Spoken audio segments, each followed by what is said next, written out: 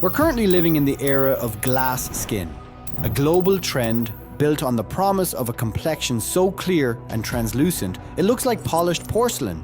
It's often marketed as the ultimate sign of a meticulous skincare routine. But this obsession with a translucent glow isn't new. In fact, 150 years ago, many in the Victorian era were chasing a strikingly similar look. But they didn't have modern serums or dermatologists.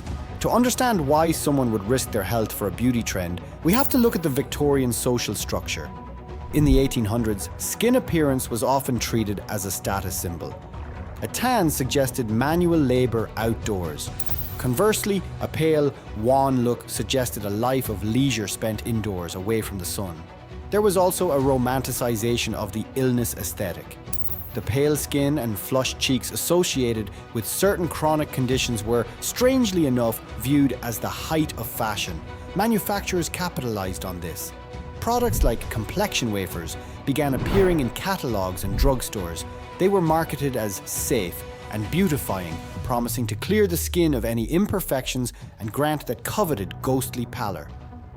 These products claimed to remove freckles and redness, creating a smooth, marble-like finish.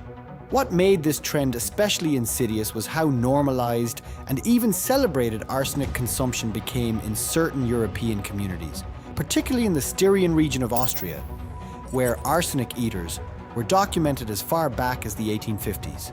Local men and women consumed arsenic trioxide regularly, starting with tiny doses and gradually increasing their tolerance, much like building immunity to a poison. Travelers and physicians who visited the region reported encountering individuals who consumed amounts that would be instantly fatal to a first-time user, and yet appeared, on the surface, to be in glowing health.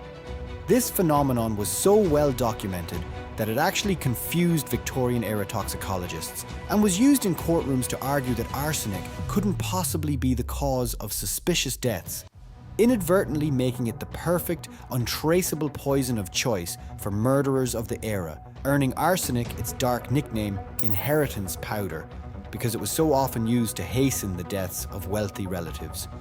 Beauty, dependency, and murder all bound up in a single white powder sitting innocently on a Victorian dressing table. The terrifying reality was that the glow these products produced was actually a sign of severe systemic distress. Arsenic is a potent toxin. While users believed they were improving their skin, the substance was actually causing internal damage that manifested as an unnatural whiteness of the skin. What appeared to be a rosy flush was often the body's reaction to the poison. To the Victorian eye, the person looked like an upper-class ideal. In reality, their health was rapidly deteriorating. The tragedy of the arsenic trend was the cycle it created. Once the effects of the toxin began to take hold, the body became dependent on the substance's presence to maintain the beautified appearance. If a person tried to stop using these wafers, their skin would often react poorly, breaking out in severe blemishes and discolorations. The only way users felt they could fix the damage caused by the toxin was to continue using more of it. This led to a devastating downward spiral involving hair loss, organ damage, and neurological issues. They were quite literally risking everything to fit a trend. By the early 1900s, as medical science and regulations advanced, these toxic beauty aids were removed from the market, but the core motivation behind them remains.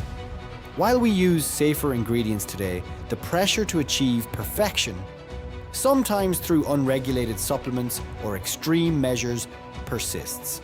The Victorian arsenic eaters serve as a stark reminder. The most dangerous part of any beauty trend is often the lengths to which society pressures individuals to go to achieve it.